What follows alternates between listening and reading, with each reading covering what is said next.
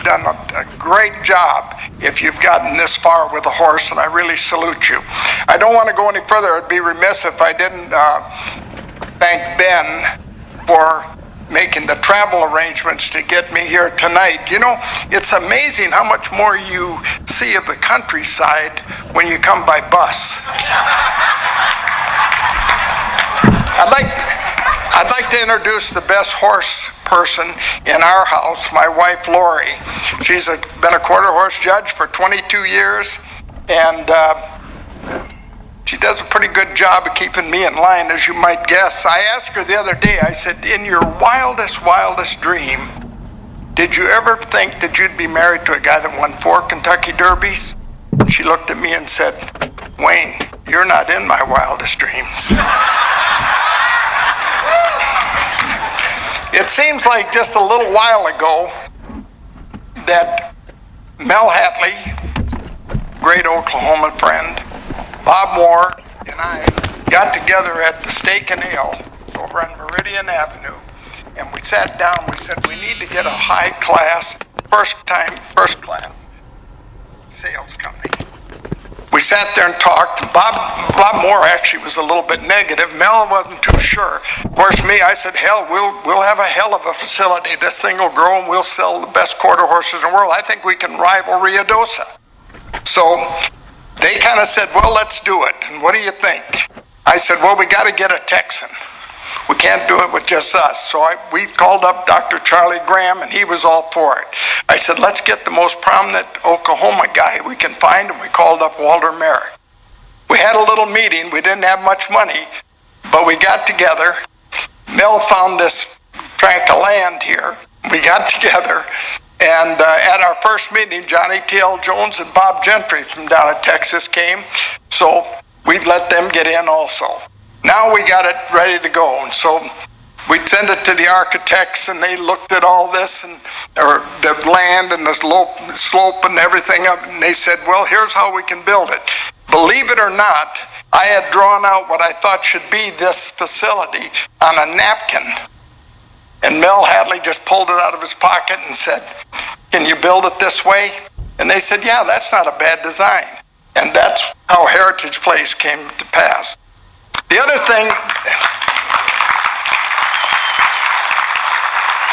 thank you. The other thing that I'm proud of is there's one time a thoroughbred horse has been Horse of the Year in the American Jockey Club, and that's Lady Secret, an Oklahoma bred. Not many people know that Lady Secret was raised right out on our place Mel and I had out there in Norman, Oklahoma. What had happened, I went to the United Nations handicap, and I was bored. I had a horse there called Effervescing, which Mel and I owned. And then I was sitting there, and they ran a grass race. And this little filly went down through there. It was a $35,000 grass race. And she ran fourth, but golly, she tried. She laid it down, and I thought, man, that filly is really special. When they came off back the track, I was standing there in the outgap, and when she walked off, she wasn't very well fitted. Pretty poor. So I found a friend of mine who was a bloodstock agent, and he was quite a colorful character. And I said, do you know this guy? It was an owner and the trainer were the same guy. And he said, yeah, I know him well. I said, go over there and see if you can buy that filly for me. So he goes over, and he's gone about an hour, and he comes back. He says, you got her. Write a check for $65,000. I said, what? She just ran for $35 an hour ago. He looked at me and he said, Wayne, it's the American way. A little for me, a little for you, a little for the groom, a little for the exercise rider. I said, you're out of your mind. I said, I'm not going to give $65 for her. And I got to thinking about it, and I thought, hell, I think I will. And I bought her for Bob Spreen, who was a big Cadillac dealer out in Downey, California. Her name was Great Lady M. We took her to Santa Anita. I got her fit, got her going good, and damned if she was really good. She won a number of stakes. Now Secretariat is really hitting the front pages really good. I thought they were breeding him wrong.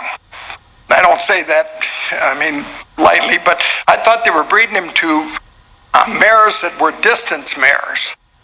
So I I said to Mel, I said, let's breed her to Secretariat, Great Lady M. And believe it or not, they accepted the nomination. We bred her, and we got the rattiest little nothing you ever saw. Lady Secret was actually ended up, she was a little gray filly, weighed about 700 pounds, soaking wet. Had nothing that you'd like. You know, we all fancy Jim Hurd, and all of us Butch Wise, we all think we're experts in conformation. Well, if you looked at her, you'd walk right by her. But Gene Klein, the owner of the San Diego Chargers, at that time was just getting into racing, and he became very prominent. But he said, Wayne, I want some babies running out in the front yard.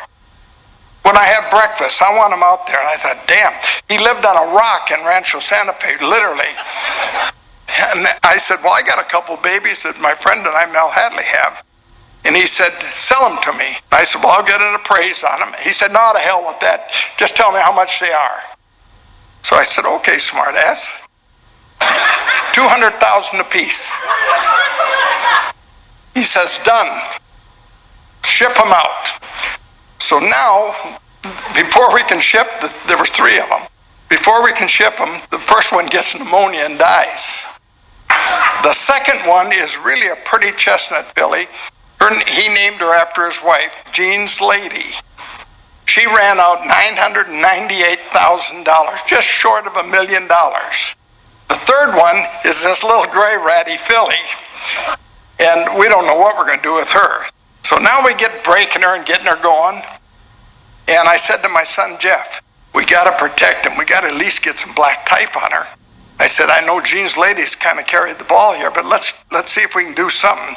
Put her in the trailer, run her up to Bay Meadows, and run her in that little cheap steak up there. He said, just drive her. I said, yeah, drive her up there, run her, and bring her back. So Jeff, my son, takes her up there. I don't hear from him. That was before simulcast, so we didn't get to see it. About 9:30, 10 o'clock, he calls me. I said, how'd that turn out? He said, Dad, you wouldn't believe it. He said, she run right off the screen. He said, it was like 2 different races. And I said, are you kidding me? How bad was the field? He said, I don't know. But he said, Dad, I'm telling you, this one can really run. I said, oh, hell, bring her home. I didn't know she was going to be Thoroughbred Horse of the Year. She won 11 grade 1s that year. That's how bad I read her. And beat the Colts 3 times. And was voted Horse of the Year, the only Oklahoma bred to ever achieve that great distinction. And it was really something. When I first came out of the teaching profession and coaching profession, I went to Claremore, Oklahoma. I didn't stay there very long, but I went there and thought that it would be okay. And I was freezing to death, and we eventually went to Laredo. But I set up shop at Thundering Downs. It was a little training center. I don't know if it's still there or if any of you old-timers would even remember it. But it was interesting to get indoctrinated into Oklahoma's mentality in the quarter horse business. I'm in there, and I've got 4 or 5 yearlings turning 2. And there was a guy, and I think his name was Woodson, but I'm not sure. He was huge. He was overweight. Great big guy, very overweight. And he had a big wooden rocking chair. And he set it in the corner. And he'd come in there about 9 o'clock and rock in that big rocking chair, huge guy. And he'd make him bring his horses around. He'd look at them and then send them off. And I thought, damn. He says to me, son, what are you doing down there all morning? And I said, well, he said, you got them in those bidding rigs and you're driving them in a round pen. I said, well, I'm trying to put a headset on them and get them broke and teach them something.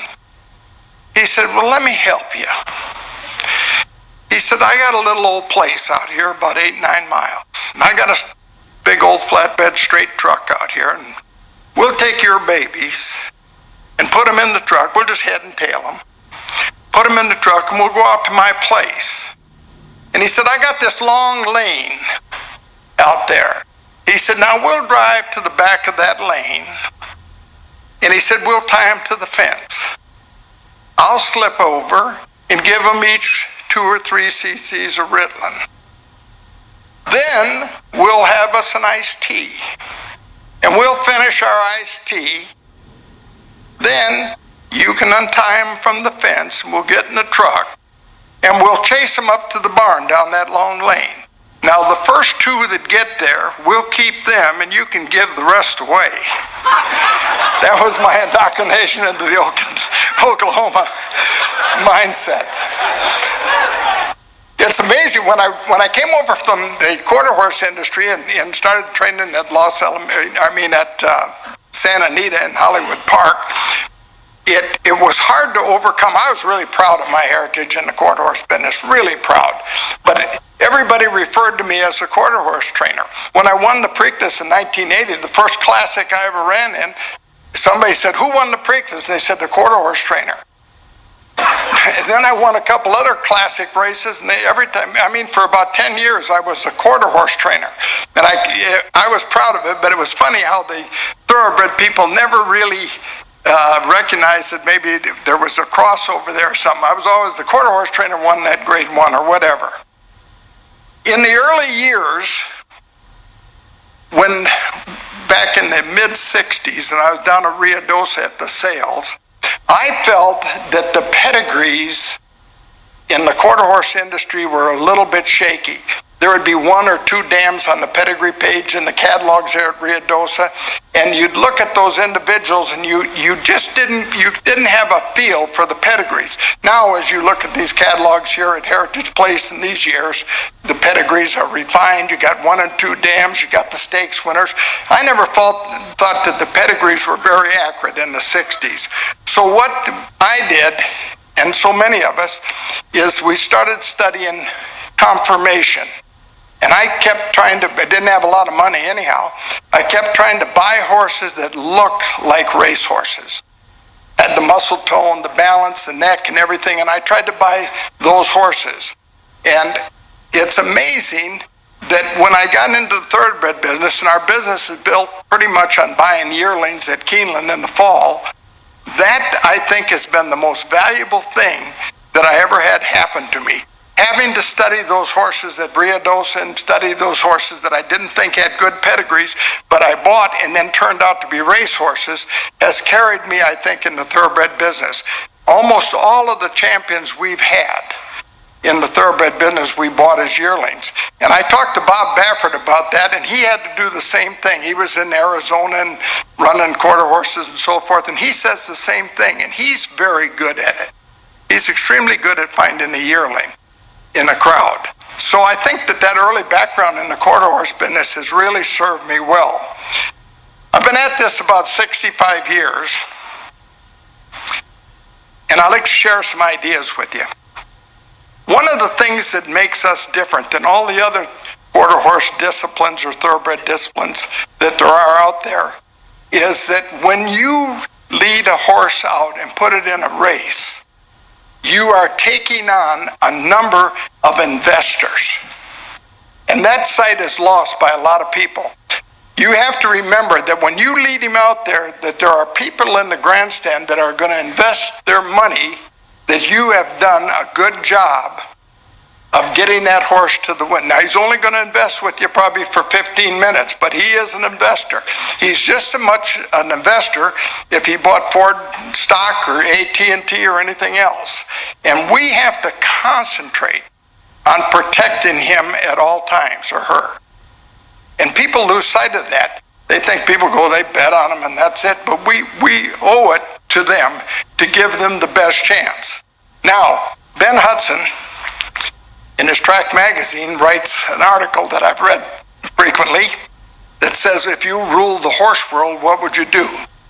Well, when you try to protect that investor, that guy that's betting on your horse, the medication problem comes front and center. Now, there's been all kinds of theories of how we can protect the racing industry through the medication various ways. I don't think it's that hard.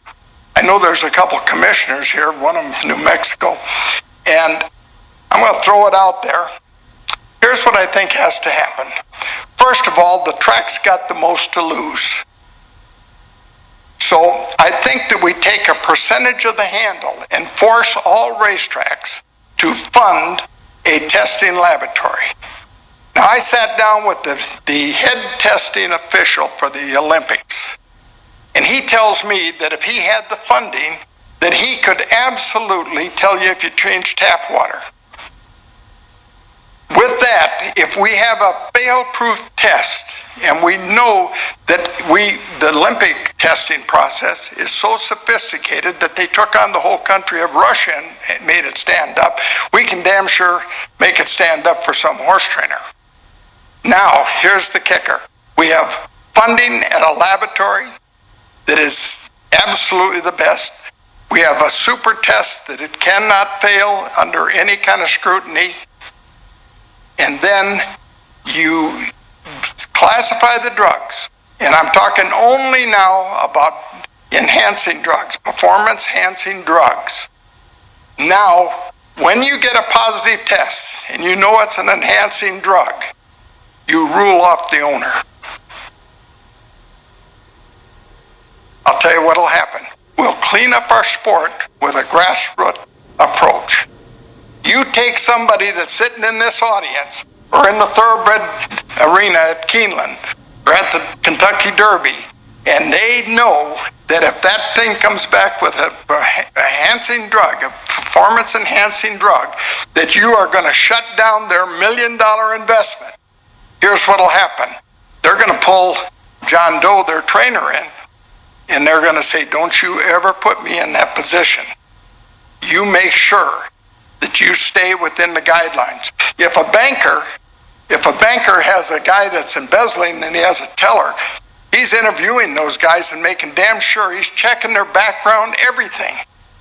And yet we go out, I've seen guys at Keeneland give $500,000 for a horse, give it to a guy that they just met, puts it in a 2-horse trailer, and they don't even ask him where it went. They will, as owners, as an owner, you will start to scrutinize who you let run your business and take care of it. That's a little bit harsh, but it'll only happen a couple times and they'll get it right. The other thing that's amazing is that you look around, the same veterinarian, same feed man, same blacksmith, all the riders are at your disposal. What's the difference? How come some guys win and some guys don't? Well, first of all, the horse is the most important ingredient. But the guy comes, the feed man comes, he drops off the feed to you, he moves over and goes right to your competition, drops off the feed there, the grain, the blacksmith shoes yours, then he shoes your competition. What's the difference?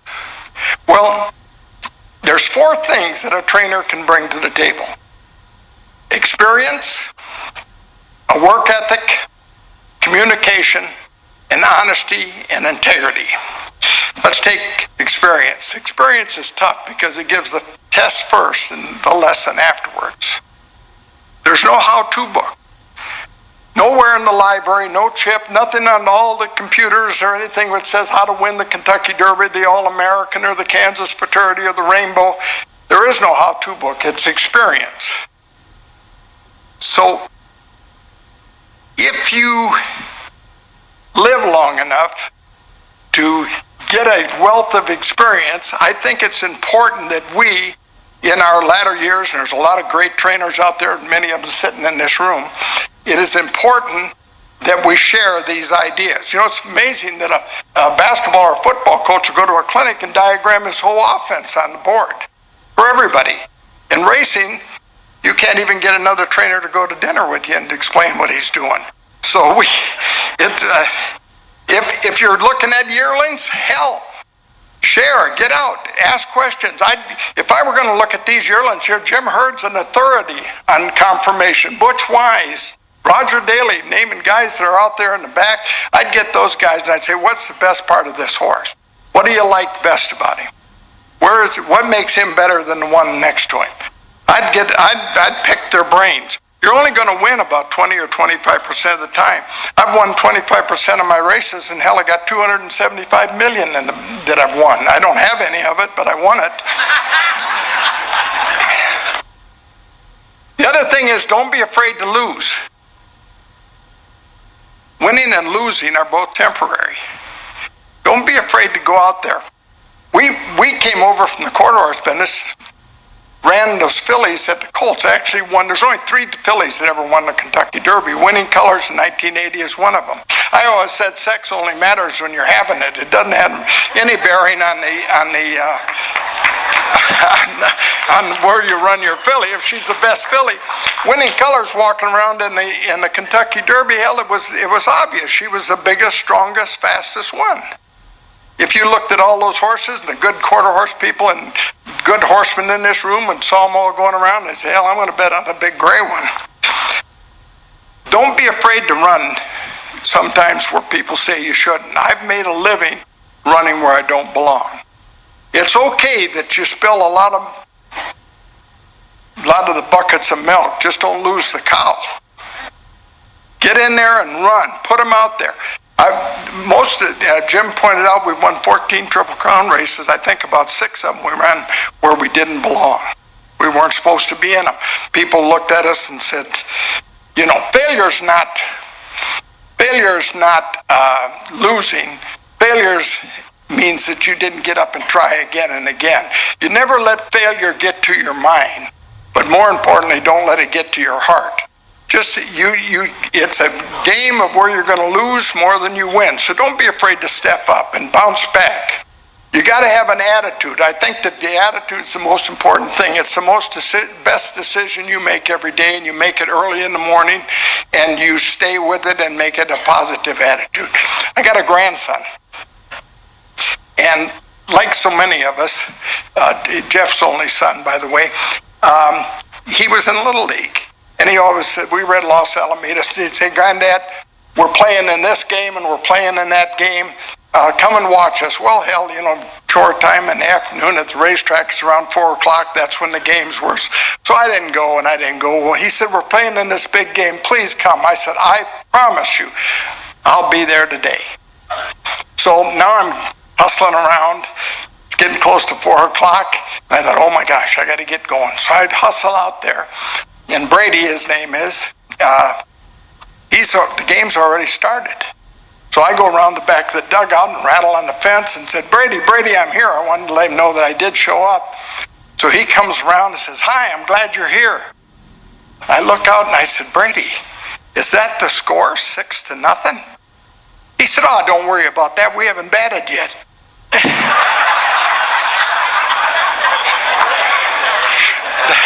His attitude's good. That same little guy graduated from the Air Force Academy in Colorado Springs, is now, last month, been appointed mission commander for Air Force One.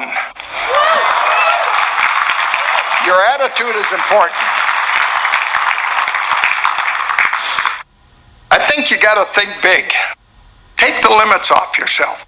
So many people think, geez, I'm here at Salazar, I'm here at Ruidoso. I can never probably be in the Kentucky Derby. Hell, take the limits off yourself. Think big, act big, dream big, and big things will happen. Trust me.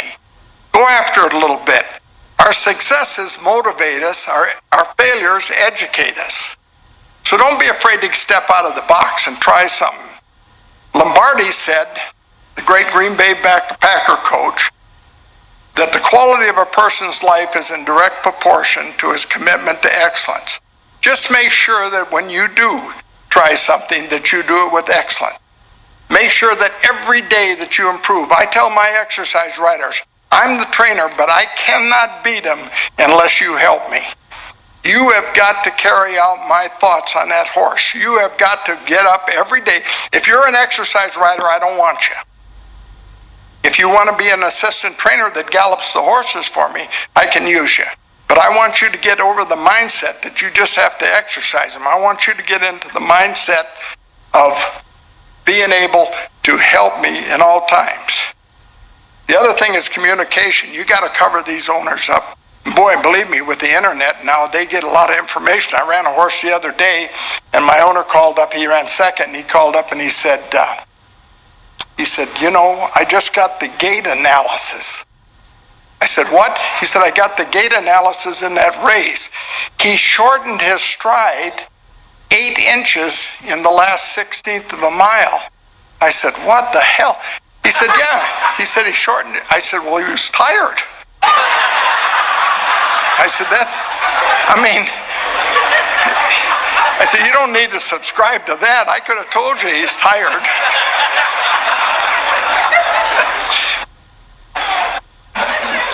Cover them up. Give them so much information that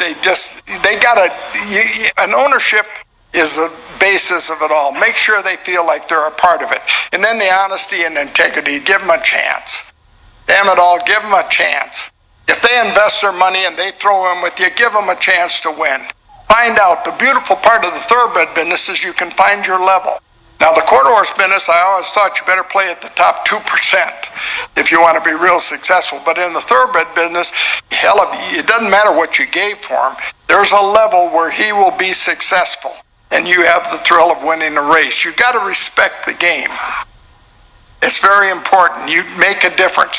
One of the things I think is reach out to your friends. Share those. You guys that won here tonight had the greatest experiences in 2016 you could have. You're going to walk up here and pick up a trophy. You have got a world champion. Now, there's thousands of them tried to do that. Share that. Tell people about it. Take a friend to the races every time. We do something, about 25 years ago, I started something that has been so effective you wouldn't believe it. Every time I win a race, I go through the crowd and I just walk up to a perfect stranger's couple, usually find 1, 6, 7, 8 years old, have a boy or a girl, and I say, come on, we're going to go down and get our picture taken with this horse. And the parents say, really? And I say, yeah, don't worry about it, I'll bring him back. I take him, for damn sure, I take him down. I take them down to the winner's circle. We get our picture taken. They're trembling like a chihuahua. Unbelievable. They are so excited. And then after the picture, I tell Lori, I say, Lori, take them back to their parents and tell them that if they'll wait with digital cameras 15 or 20 minutes, that they can get that picture, and it's on us. It is amazing how they respond. I've got letters upon letters where some kid says, I saw a kid at the Derby this year. He was about 22, 23. He said, do you remember me? And I said, no, I don't. He said, when I was 9 years old, you picked me out of the crowd and took me to the winner's circle. He said, I have that picture on my office wall. And he said, do you remember what you told me? And I said, no, I don't. He said, you told me not to bet on the horses, buy books.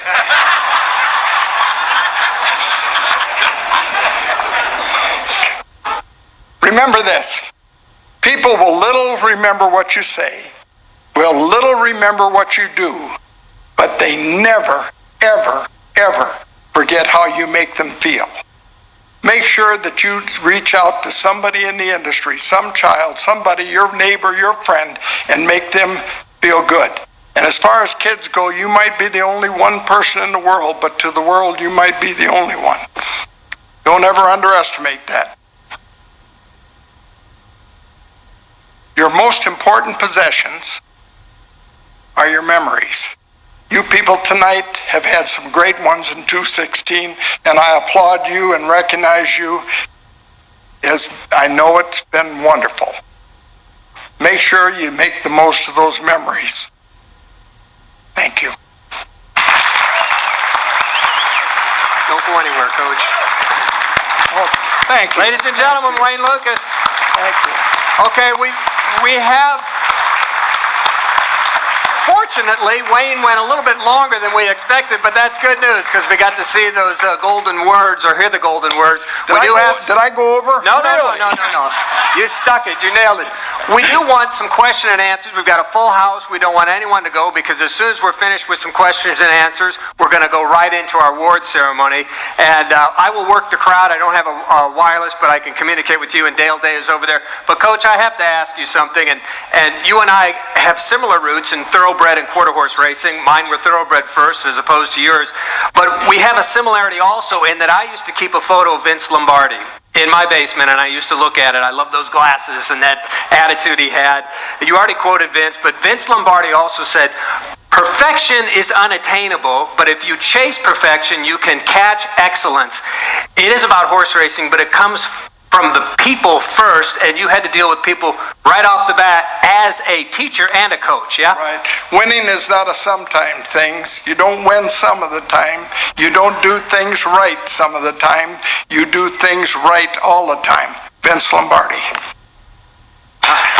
All right, so if you have any questions, please come to me or come to Dale Day. Just raise your hand. Here we go. Anything you'd like. How long did you train? How long was the quarter horses before the transformation? And thanks to the Kansas Security and Ben Hudson, we know. A long time, but for a long time nobody knew it. I started out probably right out of high school. We started running at Park Jefferson, South Dakota, Atticat, Lincoln, Nebraska, and those little places, Mobridge, Fort Pierre, all up through there. I was coaching in La Crosse, Wisconsin, and we'd run in the bushes and everything, and then I got a little bit of a break and started getting a little bit further. Finally, I think the first time I ran in Oklahoma was Salisaw, the year that EasyJet won the fraternity in January. And I knew right then and there we were in trouble. We didn't have horses that could run with him. But I stayed with it all the way to 74.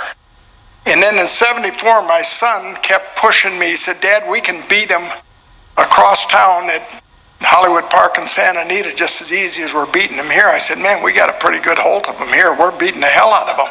And he said, "No, we need to go over there." So from 74 to 78, I trained both. And then 78, I walked right out the door of La Salle and never looked back. Trained quarter horse and thoroughbred. Best horse for quarter horse ever trained, Wayne, and best thoroughbred ever. My dear friend Bubba Cassio sent Dash for Cash out to Los Alamitos when he was turning 3. And we kept him there, and Bubba came in and out, and we became dear friends, and I was feeding him and paying all the bills, and Bubba was taking all the percentages when he won. And after about, maybe 6-8 months, Bubba said, "Wayne, you're doing a good job. Just go ahead and you train him." And so I was fortunate enough to be listed as trainer when he set the world's record that stood all those years. And so Dash for Cash would be number 1 without a doubt in the quarter horses, and thanks to Bubba and his generosity of sending him. And then as far as the thoroughbreds, I'm not so sure. It's kind of the last girl you dance with is the best. I've been blessed with so many good ones. I had a filly named Landalucy that was so brilliant that it was just amazing. She won the Lassie Stakes by 21 lengths, and she only had 5 outs, and she died of a blood disorder. But Serena Song, Lady Secret, Winning Colors, I don't know. Every one of them have a special place in my heart. Wayne, we've got a question. You're talking about generations of racing, quarter horse and thoroughbred. Generations here, Colt Vessel and Bonnie Vessel, son and daughter of late Scoop Vessels. Colt, what's your question? Bonnie, what wife? Beg your pardon. My question for you is, my dad created quite a splash, and this is something that I want to. So my question to you is, what do you tell the guy who's green, and how can I? Where do I go to him? You mentioned the 4 fundamentals there. What else do you have beyond what the new guy does? What you want to do is, I tell my young guys we're only going to work half days. What they do with the other 12 hours is up to them. But what you want to do is you want to make sure that you rub up against the best possible horseman that you know. And don't be afraid to reach out and ask him. And get a work ethic second to none. If you can't set your alarm at 3:30 in the morning, you're probably not going to work it with me anyhow. But you get up and you make sure that you try to make a difference every single day. You try to improve yourself. I don't care if it's tying your tie, shining your shoes, your penmanship, whatever it is. You improve yourself, and when you lay down at night, you say, "I did make some headway." And learn from everybody. You've got people in this room that are far better horsemen than me. Maybe some of them don't want to work as hard, but they're better. Rub up with them. And Colt, flowers, plant flowers or put flowers in pots and put them in your hedgerow, Well, right? Willard Proctor, when we first came over to Santa Anita, we dressed up the barn a little bit, and he said, I don't know if that son of a bitch can train, but he sure can garden. Dale, you're out. You're in. Scott Wells, President and General Manager of Remington Park and Lone Star Park. Wayne, how do you take a $3,500 claim, little gray mare named Native Empress, and take her to the top of the world? Well, that's a really interesting story. We're at Ruidoso. I had quit teaching. We're at Ruidoso, and we were in that, was it Oliver's little coffee shop there right out the main gate of Ruidoso, and we're having coffee, Bubba Cassio and I. And Bubba says, how in the hell are we going to get out of town? I'm dead broke. And I said, well, I'm not far behind. And I said, I got an idea. That was when they rated them AA and AAA and so forth. I said, there's 3 fillies going to run this weekend that are all AA. I said, we'll claim them all. He said, what are we going to use for money? I said, well, they won't take your check, but they'll take mine. I said, they think I have some money. And so he said, well, then what? I said, you have 3 O's. You got all those seasons of 3 O's, the All-American winner. We'll give them a season to 3 O's, and we'll sell the fillies for a profit. Bubba says, I think it's a good idea. So we claimed the 3 of them. We get the one he's referring to, Native Empress, runs for $3,500, and she's, 5th or 6th or something like that. We lead her in, and they used to bring them into the paddock so you could take possession of them. And Bubba says, hang on to her, Wayne, let me see something. And he runs his thumb down her shin. And she was so shin-bucked that she fell on him and split his lip open. So now we sell the other 2 and we break even. We still didn't make any money, but we got her. I said, Bubba, he's going to send her down to Tom Neff's, I think it was, down there in Texas, and we get her back at Sunland Park, and Bubba says, you want to train her or I'll train her? I said, no, you train her. So Bubba gets her ready to go and says, I think she can run a little bit. And I said, well, start her. I'm sitting up in the grandstand with a client from Montana, and she blows down through there at Sunland. And he says, boy, that filly was impressive. Do you think they'd sell her? And I said, I bet they will. So I get up, I said, stay right here. I'm going to go see if I can find out. I get up, and I walk around the grandstand for about 30 minutes, have a Coke, come back, and I said, I got a price on her. You can buy her for $15,000. He said, I believe I'll take her. I get her then, and believe it or not, she goes to winning and winning and winning. Of course, Bubba and I thought we really cut a fat hog there, but she goes to winning, and actually, I sold her to the St. Louis Blues Hockey Club for $250,000 in their last sale. I sold her, I think, 6 times. All right, Butch Wise, Lazy Ranch. Over there. Wayne, Where are you? Over here. over here, Wayne. Oh, yeah. One of the greatest motivational stories you ever told me was about W.T. Young and the committee. When you said, who's driving the car? Should I tell that? Yeah, absolutely. You got 5 minutes, Coach. All right, here it goes.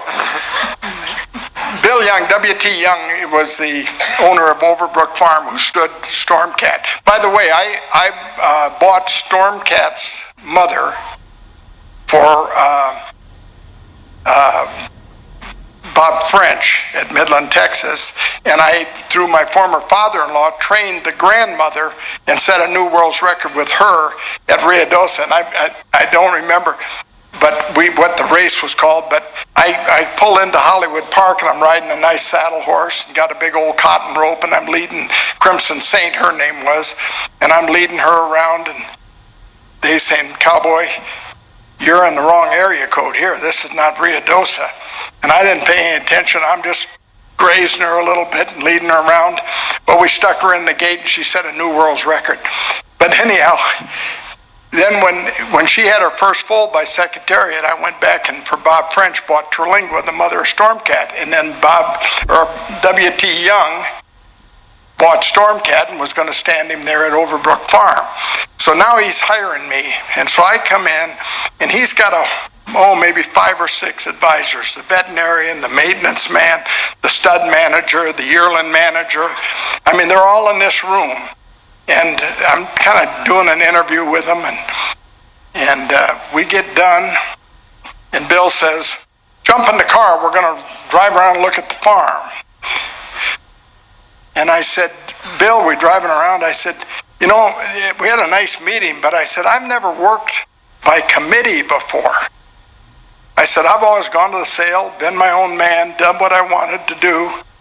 And I said, I never really worked by committee, and I'm a little concerned about answering to all those guys as a horse trainer. He couldn't swear. He was such a gentleman, he didn't know how to swear. Even when he tried, he couldn't do it properly. He's driving the car, and he says, Wayne, the committee is driving the fucking car.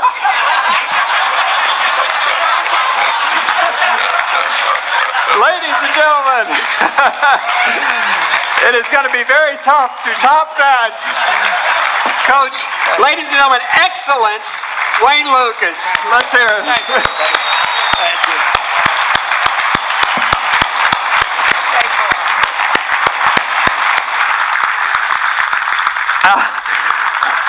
I don't know if the FCC rules the internet, but we welcome you again on the internet watching. Butch Wise said that Wayne Lukas could say that. I just want the record to show that. Well, if you want to catch some autographs from Wayne Lukas, you can, or wait till after as well. All I have to say before we get started is, Ben Hudson, if you cannot think of what your That Hudson column is going to be for next month, or what your Q&A is going to be, I've got an idea. Thank you, Ben and Dr. Hurd, for bringing Wayne Lukas with us as well. Let's take a deep breath, and here we go. You've put your heart